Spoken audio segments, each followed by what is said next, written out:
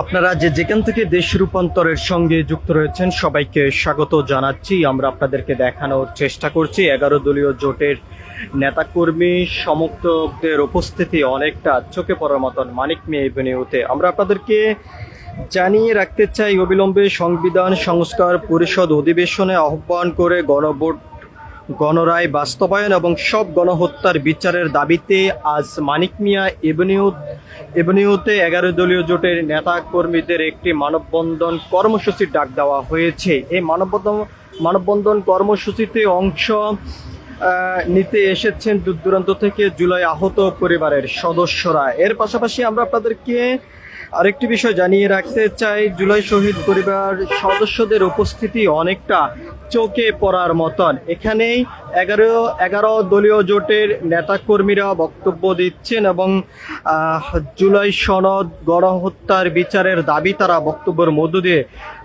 জানিয়ে যাচ্ছেন। আমরা আপনাদেরকে জানিয়ে রাখতে চাই, আজ এই 11 দলীয় জোটের নেতাকর্মীদের এই মানববন্ধন থেকে প্রথম সারি থেকে নেতৃত্ব দিবেন গোলাম পরোয়ার, এমনটি কিন্তু আমরা জানতে পেরেছি। আমরা আপনাদেরকে দেখানোর চেষ্টা করছি 11 দলীয় জোটের নেতাকর্মী সমর্থক জুলাই আহত পরিবারের সদস্যদের উপস্থিতি অনেকটা চোখে পড়ার মতন। দুপুরের 1টার পর থেকে আমরা দেখতে পাচ্ছি যে মানিক মিয়া এভিনিউতেই আসতেই শুরু করেছেন দূর দূরান্ত থেকে 11 দলীয় জোটের নেতাকর্মী সমর্থক জুলাই আহত পরিবারের সদস্যরা এবং যারা সরাসরি জুলাই আন্দোলনে অংশ নিয়েছেন সে সকল আহত যোদ্ধারাও আজকে মানববন্ধনে অংশগ্রহণ করেছে।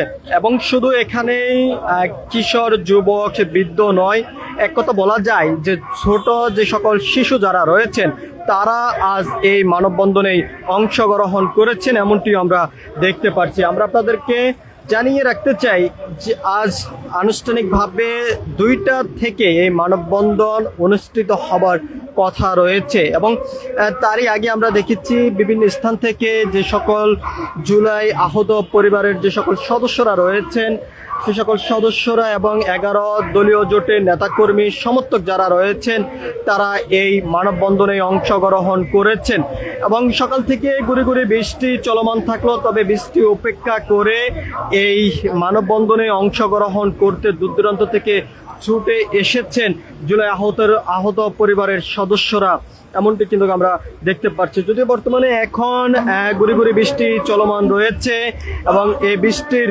মধ্যেও আমরা দেখতে পাচ্ছি যে জুলাই আহত পরিবারের সদস্য যারা রয়েছেন তারা এই মানববন্ধনে অংশগ্রহণ করেছেন।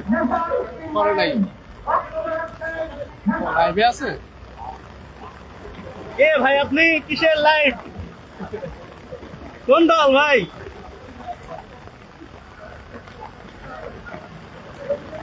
এবারের সংগ্রাম স্বাধীনতার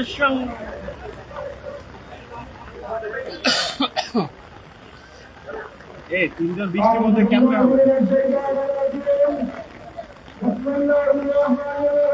গাছের গাছের বৃষ্টি কম।